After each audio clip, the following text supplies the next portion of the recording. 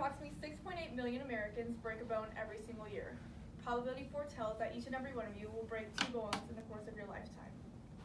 With these probabilities wavering in front of your eyes, I want to ask you, how many of you know what to do in the instance of a broken bone? The majority of you have probably already broken a bone, and some of you may have not, but the clock is ticking. Today I'm going to talk to you guys about how to splint a broken bone with common household objects. So a splint is any rigid material that can be placed against a broken bone in order to immobilize it.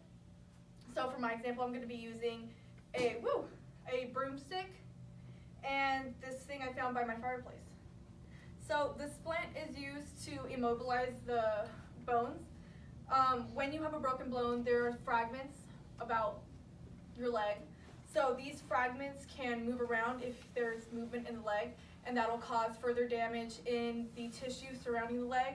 They can either break the bone even more if you're moving your leg, or it could cause damage to nerves and underlying vessels, which will result in more trauma to the injury.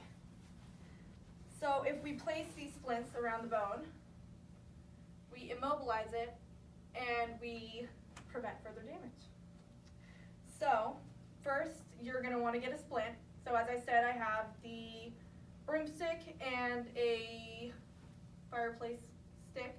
You're going to want to wrap something soft around it so you don't put too much pressure around the bone.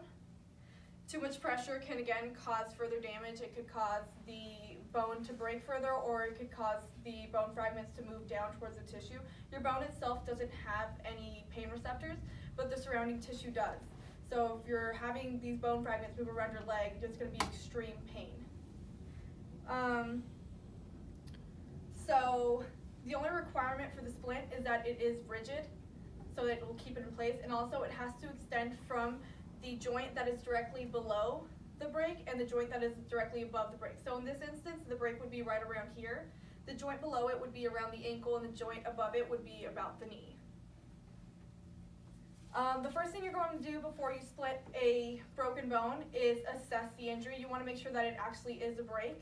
So you can tell that it's a break by if there's immediate inflammation or bruising. Also, if there's a lot of pain to move it, or if there's just inability to move it. Another telltale sign of a break is a grinding noise in the injured area. You can also check for a break by actually touching it, but this again can cause displacement, so it's more safe to just look at it. Before actually splinting a bone, it's very important that you do call emergency services. They will tell you if it is necessary. You should wait around if they tell you not to do so. And if it is an emergency or you cannot contact emergency services, go ahead and begin splinting it. Also, before splinting the bone, you should check for pulse, sensation, and mobility. You'll check for pulse. In this case, you will check directly below the knee, since there is major veins there, and also in the center of the foot. You also want to check for sensation. So you're going to tap right here, and you're going to tap right there, and you're going to ask the patient if they can feel that. You'll also ask them, you're going to check for mobility, so you're going to see if they can wiggle their toes. If they can do all those things, then it is safe to split the leg. If not, it's better not to do so, just because you can further damage the area.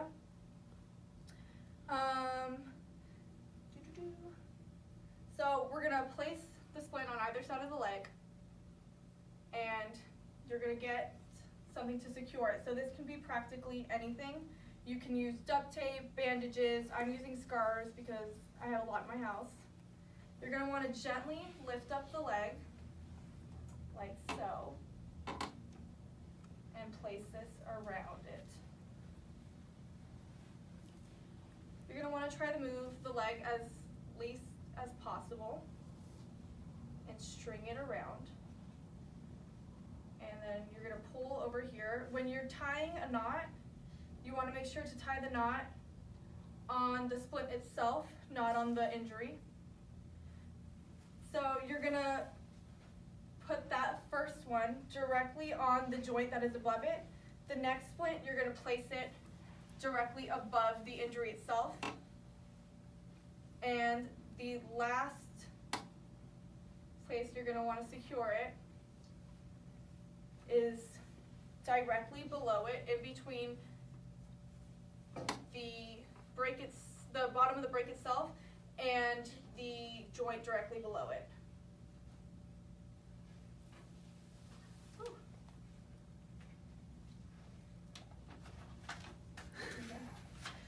after you put the securement on the splint, you're gonna want to again check for pulse, sensation, and mobility. If there is no pulse, sensation, or mobility, then you should remove the splint because you have caused further damage. You should also check for any discoloration around the area. If there's discoloration, your splint is too tight, so you need to loosen it. With the inevitable high statistics of bone injury brought about by our everyday life, it's important to be informed about what to do in these instances as it can save one of your limbs. Thank you.